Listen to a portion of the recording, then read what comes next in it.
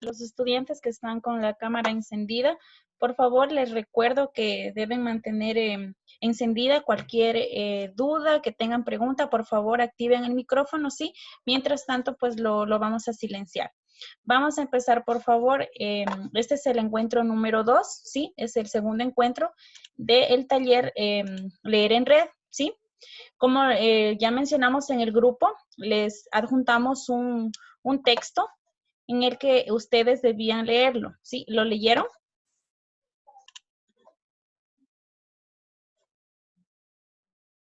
Vamos contestando, chicos, por favor. Sí. Perfecto, muy bien. Vamos, por favor, en esta tarde, sí, en este encuentro, vamos a trabajar con este texto el siguiente tema, ¿sí?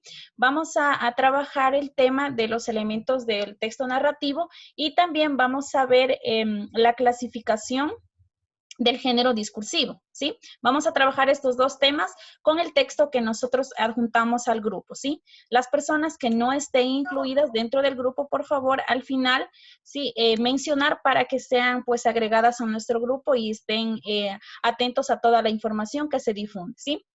Vamos a empezar, por favor.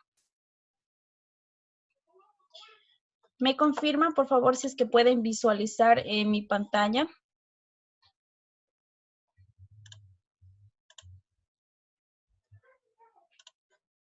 ¿Están visualizando? Sí. Sí, Lisa. Ok, listo. Vamos a empezar.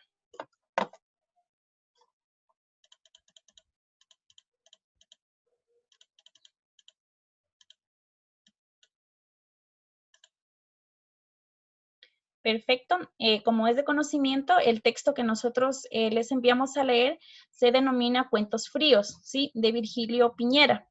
Esta es una colección de cuentos, ¿sí? En la que se enmarca o está dentro el cuento La carne, ¿sí? Ustedes ya lo leyeron y vamos de alguna manera a reforzar con los temas ya mencionados, ¿sí?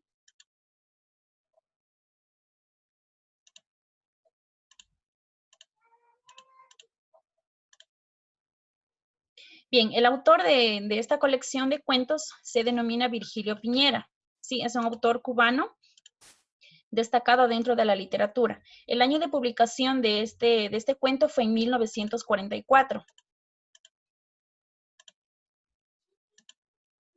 Algunos datos del autor. Sí, nació en Cárdenas en 1912 y falleció en La Habana en 1979. Fue un poeta, un narrador y un dramaturgo cubano. Es considerado también como uno de los autores más originales e independientes de la literatura. ¿Sí?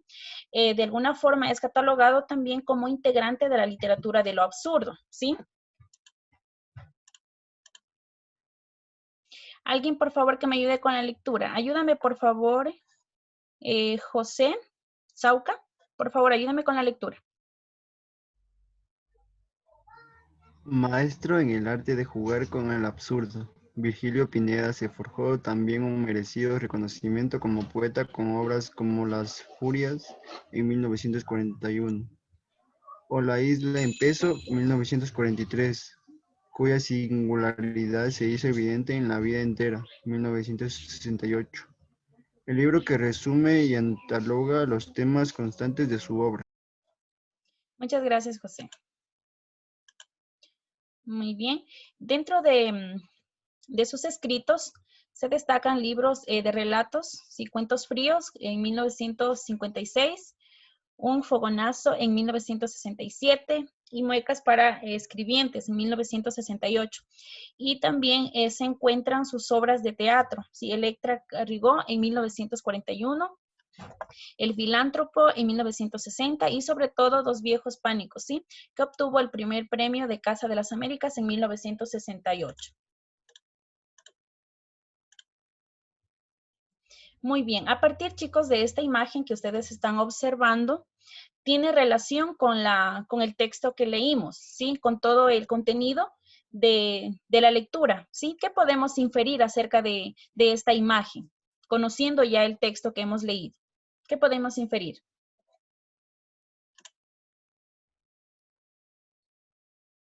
Si me ayudas, por favor, Yesenia Ventimilla. ¿Qué podemos inferir a partir de la imagen que estamos observando?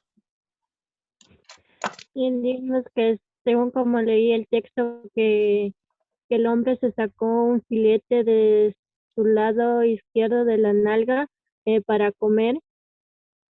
Ujú, muchas gracias, Yesenia. Sí, efectivamente, nosotros podemos relacionar esta imagen con el título, ¿sí? Del cuento y también pues con el contenido que tiene el texto, ¿sí? Como vemos está un hombre sentado, de alguna manera representa este cuento, este relato breve, ¿sí? En la que se está devorando una parte de su cuerpo. Vamos a continuar. Bien, ahora vamos a dar paso, sí, a las personas o a los estudiantes que no pudieron acceder al texto que hemos compartido en el grupo. Vamos ahora a escucharlo, ¿sí? Al cuento. Pongamos mucha atención, ¿sí? Porque vamos a trabajarlo de alguna manera, chicos, ¿sí? Pongamos mucha atención porque a partir de ello vamos a generar algunas actividades, ¿sí?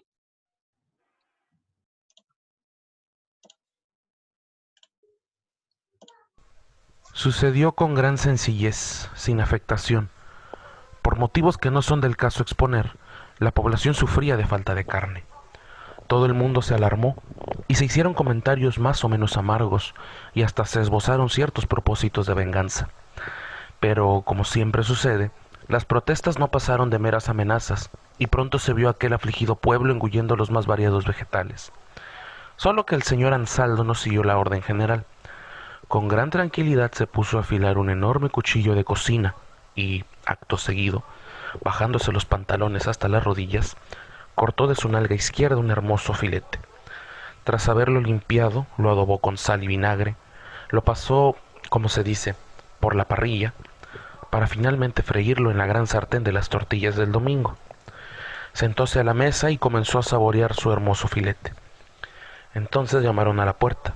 Era el vecino que venía a desahogarse, pero Ansaldo, con elegante ademán, le hizo ver el hermoso filete.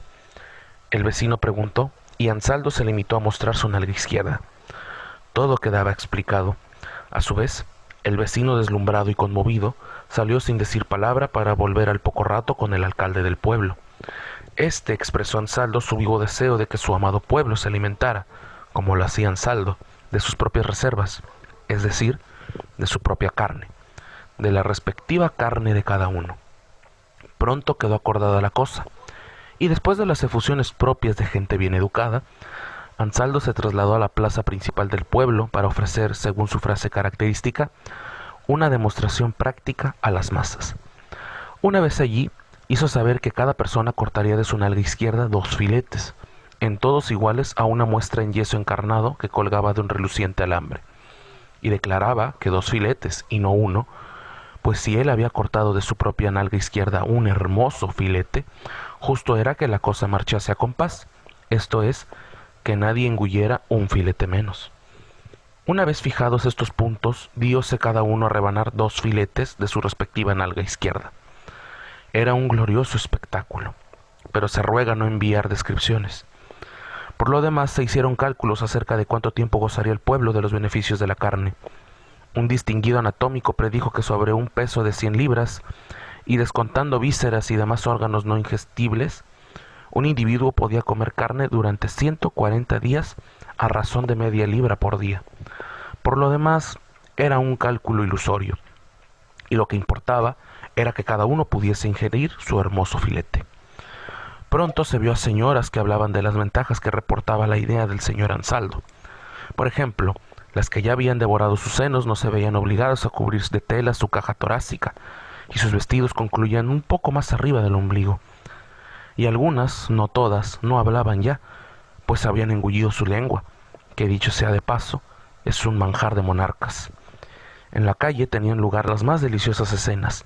Así, 2 señoras que hacían muchísimo tiempo no se veían, no pudieron besarse. Habían usado sus labios en la confección de unas frituras de gran éxito.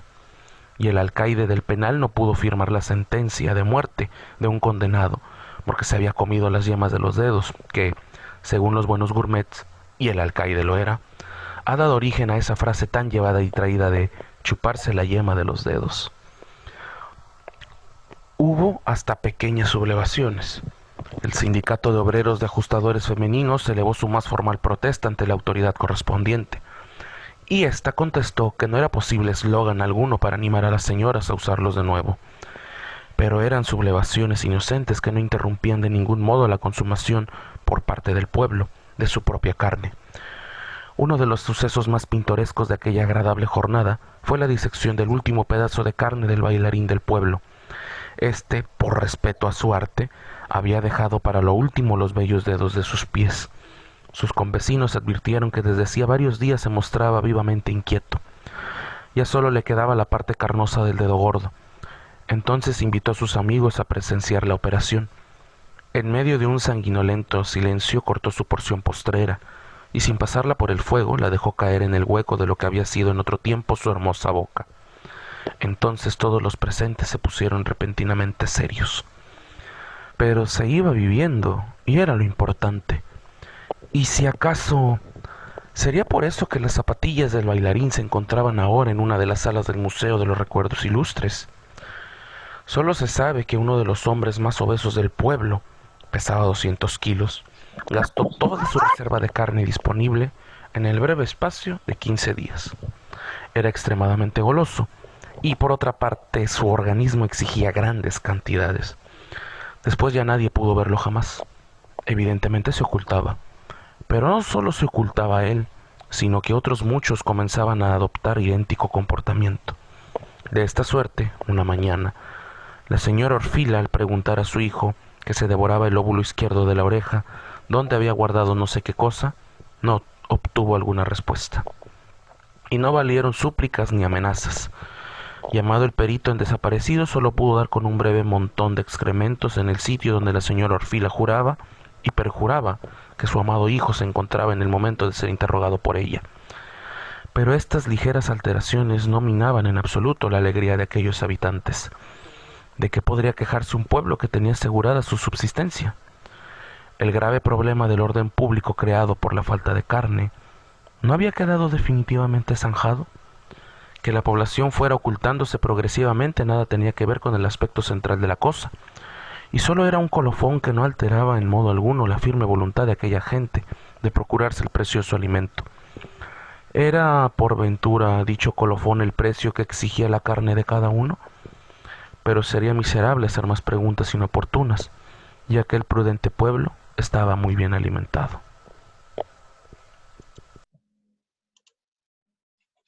Muy bien. Todos tuvimos la oportunidad de escuchar, ¿sí?, el cuento. De igual manera ya se anticipó para que ustedes lo lean, ¿sí? Vamos a comentar rápidamente, por favor. Ayúdame, por favor, Enid Puchaitzela. Coméntame, ¿qué te pareció el cuento? ¿Qué es lo que más te llamó la atención? Pues que ellos mismos se devoraban partes de sus cuerpos para poder sobrevivir ahí, ya que, no sé cómo decirlo, no había carne, algo así ahí donde ellos se encontraban, entonces para poder sobrevivir, pues tuvieron que recurrir a eso. Y Muchas lo gracias. hicieron la gran mayoría y pues se parece interesante, o sea. Perfecto, muchas gracias, Enid. Gracias por tu aporte. ¿Cuál es la acción que más les llamó la atención, chicos? Si nos ayudas, Paula Lulima. Para mí la acción que más me impresionó fue de que ellos mismos se dañaban su cuerpo para poder comer un poco de carne y así no perder ese sabor. Muchas gracias, Paula. Vamos a continuar, ¿sí? Como les mencioné, vamos a tratar dos temas importantes. Por favor, ¿me ayudan a contestar esta pregunta? ¿A qué género pertenece el cuento que acabamos de leer? Si estuvieron atentos. Absurdo. Ya, muchas gracias. Al género narrativo, ¿sí? ¿Por qué razón pertenece al género narrativo, chicos?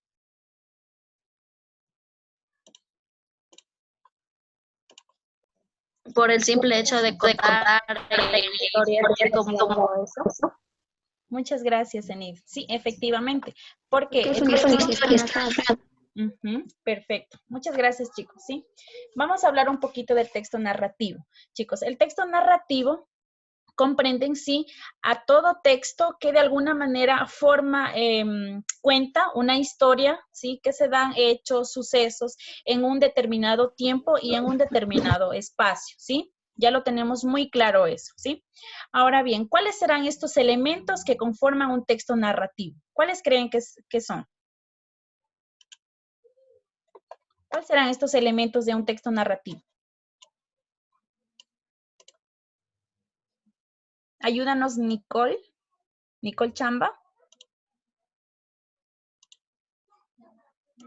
¿Cuáles son estos elementos que conforman un texto narrativo? ¿Alguien que desee participar? Cualquiera, por favor.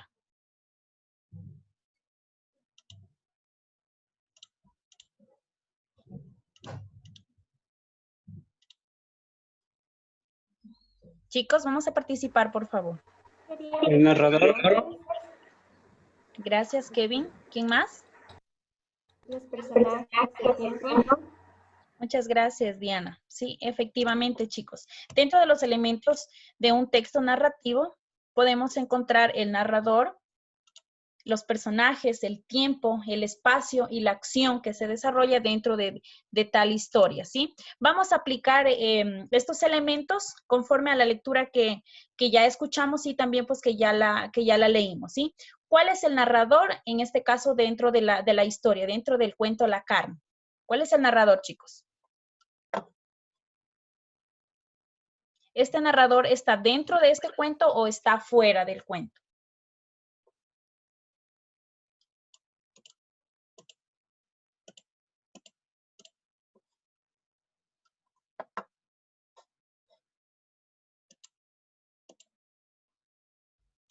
En este caso estaríamos hablando de un narrador omnisciente, ¿sí?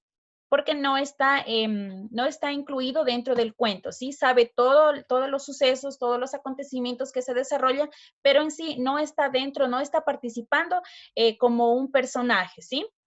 El narrador corresponde a un narrador omnisciente, ¿sí? Vamos a los personajes, por favor. Brevemente mencionemos cuáles son los personajes que intervienen dentro de este cuento. Vamos, por favor, con Julián. Ayúdanos, por favor. ¿Cuáles son los personajes? Si estábamos atentos a la lectura, chicos, nosotros ya debemos comprender.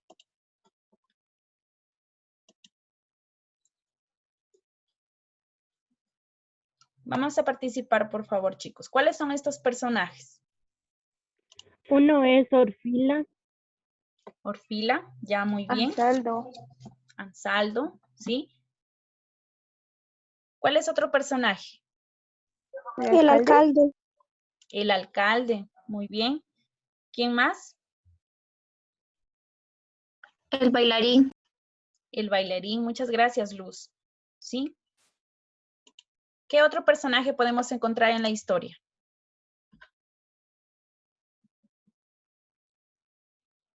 Estaba el vecino, estaban las señoras, ¿sí? ¿Cuál otro personaje, chicos? Este personaje que mencionaba que las personas en la población podían consumir una cierta cantidad de carne. ¿Cómo se llamaba? El anatómico, ¿verdad? Perfecto, vamos a continuar, chicos, por favor, ¿sí?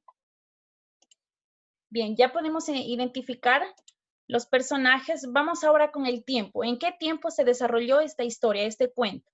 ¿En tiempo pasado, en tiempo presente? ¿O hace uso de los dos tiempos? ¿O es un tiempo cronológico? ¿Qué tiempo es el que se aplica dentro de la historia?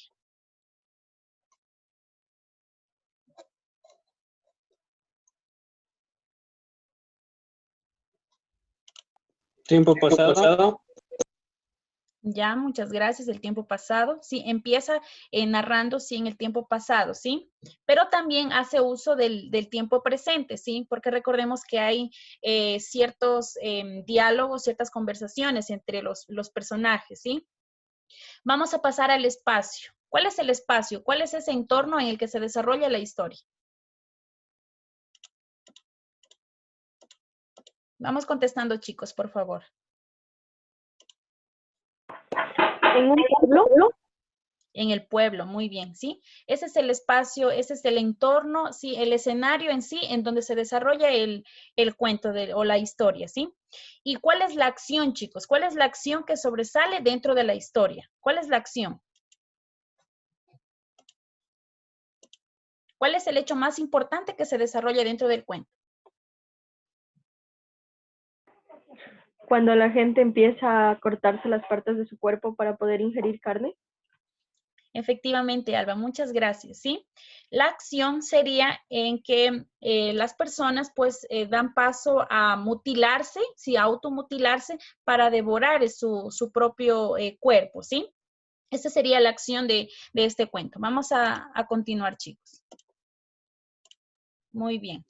Vamos a pasar ahora, vamos a hablar acerca del género discursivo, chicos, ¿sí? ¿Qué entienden ustedes por género discursivo? Quizá cuando ustedes lean género discursivo, piensen, por ejemplo, en el discurso de un presidente, en el discurso de Jaime Roldós, en el discurso de Obama, ¿sí? Esto es un género discursivo, pero en sí tiene también otro concepto el género discursivo. ¿Cuál creen que es o qué concepto le dan ustedes a un género discursivo? En dar los puntos buenos, puntos malos, tareas. Ya, muchas gracias, Enid. ¿Alguien más?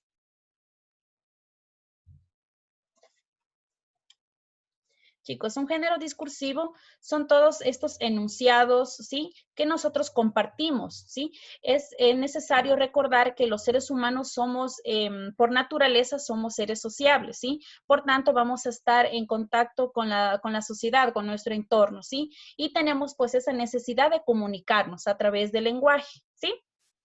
He puesto una imagen, si están observando, confírmenme por favor, si están observando las diapositivas. Sí. Muy bien. Sí. Perfecto. Este personaje se denomina Mikhail Bakhtin, ¿sí? Es un crítico ruso quien da sus aportes en cuanto al género discursivo. Este personaje nos menciona que las personas realizamos estas distintas actividades en la sociedad. Estamos en constante comunicación, ¿sí? Es importante mencionar que como seres humanos no compartimos el mismo lenguaje, por ejemplo, cuando estamos en el colegio, cuando estamos en la escuela, que cuando estamos, por ejemplo, con personas más cercanas, cuando estamos con nuestros familiares, con nuestros amigos, ¿sí? Entonces, hacemos uso de estas normas, de estas reglas al momento de comunicarnos, ¿sí? Todas estas reglas hacen un llamado en sí a lo que la lingüística denominaría el género discursivo, ¿sí? Muy bien. Mikhail Bakhtin nos comparte que el género discursivo son conjuntos de textos que usamos en las distintas esferas sociales. Esferas sociales me refiero a todos los ámbitos, a todos los espacios en que nosotros como personas nos desenvolvemos, ¿sí? Con las personas que nos rodean. Muy bien. Podemos diferenciar, he puesto algunas imágenes, ¿sí? Podemos diferenciar, por ejemplo, una receta de cocina, podemos diferenciar un informe, podemos diferenciar un acta, podemos diferenciar también una noticia, una conversación entre amigos, ¿sí? Muy bien, vamos a explicar un poquito. Todas las acciones que llevamos a cabo los seres humanos, sí, utilizando el lenguaje, se desarrollan en el marco de un determinado ambiente, sí. Es decir, no nos comportamos de igual forma por ejemplo, en el colegio o cuando estamos, por ejemplo, en una reunión de amigos, sí. Todo el diálogo va a variar según el espacio y la persona a la cual nosotros nos estamos dirigiendo, ¿sí? Sin darnos cuenta, nosotros estamos aplicando estas normas, estas reglas que en sí le hacen diferente a un tipo de comunicación, ¿sí?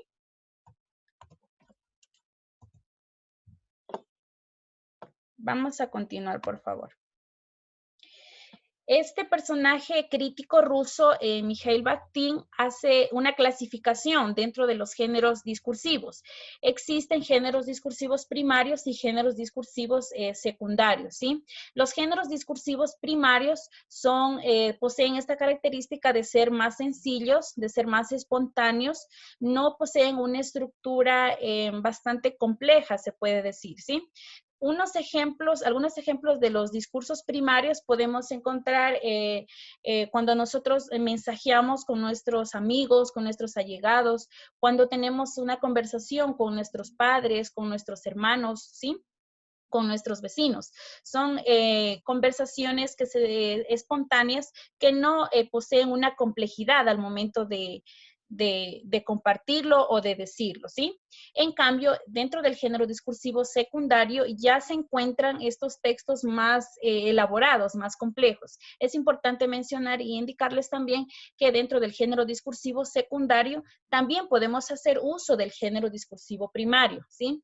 El ejemplo de la lectura que la acabamos de realizar pertenece en sí a un género discursivo secundario, pero también utiliza parte del género discursivo primario, ¿sí? Cuando nosotros estamos leyendo un cuento, una leyenda, una novela, estamos leyendo un género discursivo secundario, pero también podemos encontrar de este cuento, dentro de este cuento, dentro de esta novela, algunos aspectos del género discursivo primario. ¿Por qué? Porque en el género discursivo primario están lo que son las charlas, lo que son los diálogos entre personajes, y pues estos diálogos se hacen presentes dentro de un cuento, dentro de una leyenda, ¿sí? ¿Me hago entender, chicos? ¿Tienen alguna duda, alguna pregunta?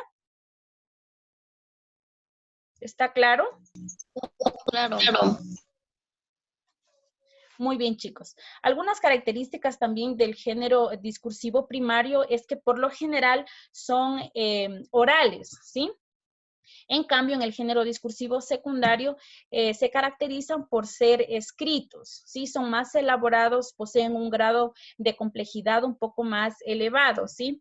Están los cuentos, como ya lo mencioné, están novelas, están leyes, incluso están informes, están actas, ¿sí? ¿Cuál es esa diferencia entonces que encontramos en el género discursivo primario y el género discursivo secundario, chicos? ¿Cuál es esa diferencia?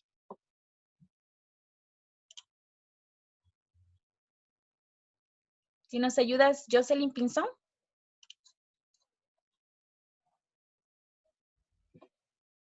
¿Cuál es la diferencia que existen entre los géneros discursivos primarios y secundarios?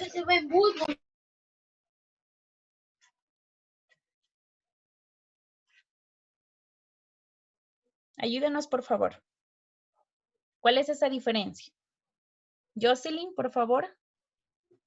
Que en los primarios se participa oralmente y en los secundarios es cuando realizamos una lectura y es con el poco de complejidad que dijo y es un poco más directo. Perfecto. Muchas gracias, Jocelyn, por tu participación, ¿sí? Recordemos que los géneros primarios, ¿sí? Tienen esta característica de ser más orales, pero sí existen, por ejemplo, cuando nosotros mensajeamos a través de nuestras plataformas digitales, por ejemplo, el Facebook, tenemos WhatsApp, tenemos Instagram, nosotros dialogamos de alguna manera con nuestros amigos, con nuestros allegados, ¿sí? Y no poseemos un lenguaje tan, ¿cómo les digo? Una estructura bien elaborada, por ejemplo, Formal. siempre, exacto, formal, ¿sí? Es de alguna manera informal, utilizamos un lenguaje coloquial, si se quiere, ¿sí? Pero en cambio en el género discursivo secundario ya hacemos uso nosotros de esta estructura, de un lenguaje más claro, de un lenguaje que se pueda comprender, ¿sí? ¿Comprendido, chicos? Sí. Perfecto. Vamos a dar paso, chicos, a una actividad, ¿sí? Vamos a desarrollar una actividad en EducaPlay que me va a ayudar mi compañera Diana, por favor, para desarrollarla lo más pronto posible, ¿sí? Para terminar, por favor, el encuentro, ¿sí? Estemos atentos, por favor. Ayúdame, por favor, Diana, con la actividad. Ayúdame para compartir la pantalla, por favor. Ok, listo.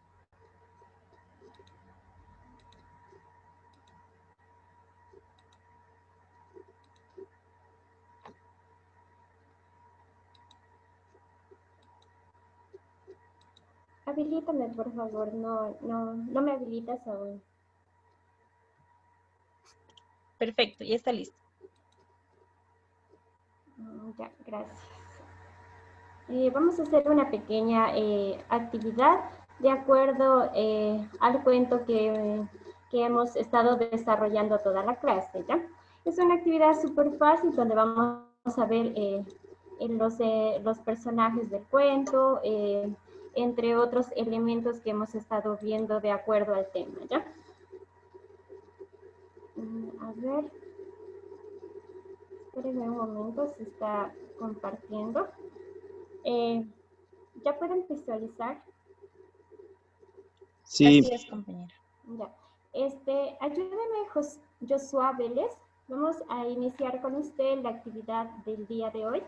Joshua Vélez, sí, de tercero C, por favor.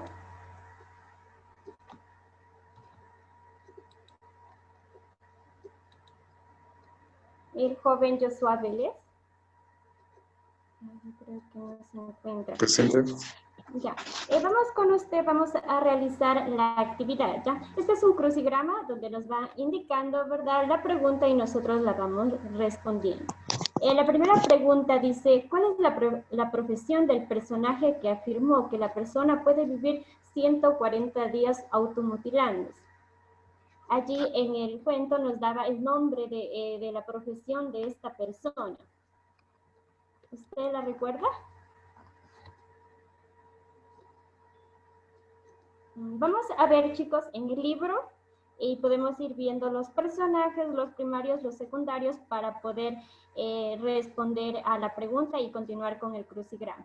Si alguien la sabe, por favor, ayúdeme. Vamos a participar. ¿Perdón? Carnicero. Elena Morocho.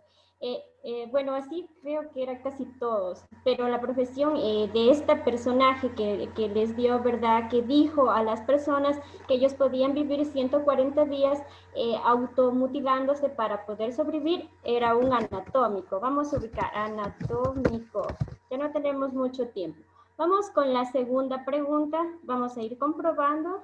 Dice, ya, vamos con la segunda pregunta. Nos dice, ¿qué personaje devoró el dedo gordo del pie? ¿Hubo un personaje, chicos? El bailarín. El bailarín, perfecto. Bailarín, ya. Vamos con la tercera pregunta que nos dice, ¿quién no pudo firmar la sentencia de muerte? ¿El alcalde? El alcaide.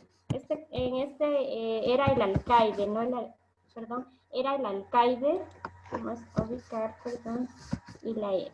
El alcalde tenía otra profesión. El alcaide era el que no pudo firmar, ¿verdad?, este documento para que una persona no se ejecutara la acción de la persona, ¿ya? Vamos a continuar con la cuarta, que dice, nombre del personaje que inició con la automutilación. ¿Cuál fue la primera persona que empezó a automutilarse? ¿Quién les dio la idea? Era el personaje principal. ¿Cuál era, chicos? Ansaldo. Eso era don Ansaldo, ¿verdad? Ya. Continuamos con las quinta. Tenemos la quinta. ¿A quién acudió la señora Orfilia para buscar a su hijo? Igualmente era una profesión igual que el anatómico. En este creo que no se van a recordar, era un perito, ¿ya? Perdón. Era un perito. Perito. Ay, ya se me fue. Perito. Ya. Vamos con la sexta pregunta que nos dice, ¿qué parte de su cuerpo habían consumido el alcaide? Las yemas de los dedos. Eso, los dedos. Bueno, en esta parte solo le puse los dedos porque estaba muy grande para ubicarle dentro de la opción.